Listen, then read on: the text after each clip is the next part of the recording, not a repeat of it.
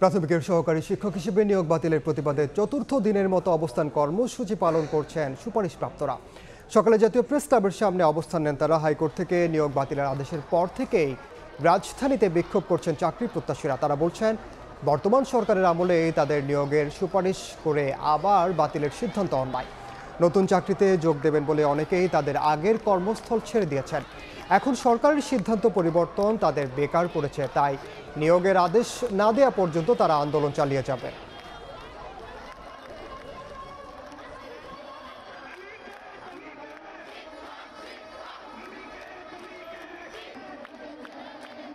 আমি পূর্বে একটা সরকারি চাকরি করতাম বাংলাদেশ রেলওয়েতে।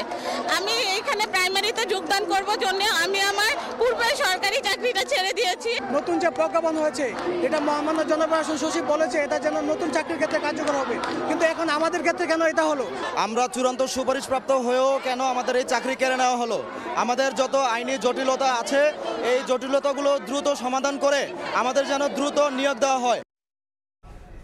এই মুহূর্তে জাতীয় প্রেস ক্লাবের সামনে আছেন সহকর্মী সাদিকুর রহমান। সরাসরি যাচ্ছি তার কাছে। সরকারি প্রাথমিক বিদ্যালয়ের সহকারী শিক্ষক পদে নিয়োগের দাবিতে কিন্তু এই যে জাতীয় প্রেস ক্লাবের সামনে থেকে তারা সকাল থেকে এখানে বিক্ষোভ করছেন। শিক্ষকরা বিভিন্ন জেলা থেকে কিন্তু তারা এসেছেন। তাদের যেটা দাবি, তারা হচ্ছে আসলে 3টি ধাপে পরীক্ষা হয়েছিল এবং তৃতীয় ধাপে কিন্তু তারা আসলে তাদের লিখিত ভাইবা হয়ে যাওয়ার পর চূড়ান্ত ফলাফল প্রকাশের পরেও কিন্তু তাদেরকে নিয়োগ দেওয়া হচ্ছে না। তারা যেটা আসলে জানিয়েছেন যে 31 জন যারা প্রার্থী ছিলেন তারা একটি হাইকোর্টে রিট করে, তাদের রিটের প্রেক্ষিতে কিন্তু উচ্চ আদালতের শুনানির পর উচ্চ আদালতের আদেশে কিন্তু তাদের এই নিয়োগের বিষয়টি স্থগিত হয়ে যায়। এর ফলে কিন্তু তারা চূড়ান্তভাবে ফলাফল পাওয়ার পরও, যারা সুপারিশপ্রাপ্ত হওয়ার পরও কিন্তু তারা নিয়োগ পাচ্ছেন না।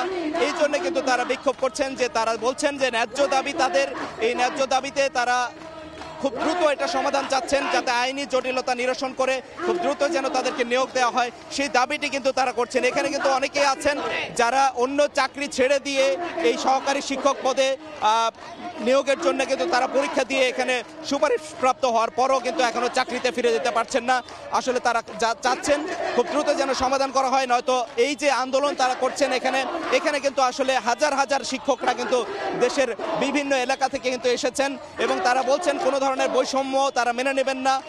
আগে যে 2 ধাপে যে পরীক্ষা হয়েছিল সেখানে কোনো বাধা সৃষ্টি করা হয়নি।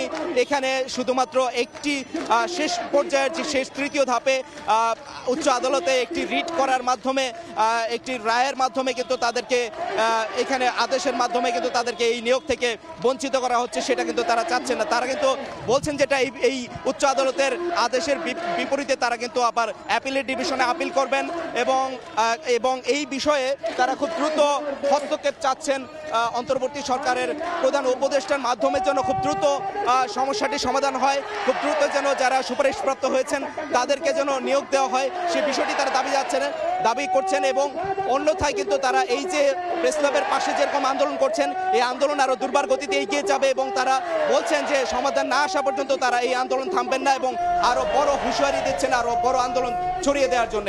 এই ছিল এখান থেকে সবশেষ তথ্য। সরাসরি যুক্ত ছিলাম জাতীয় প্রেস ক্লাবে।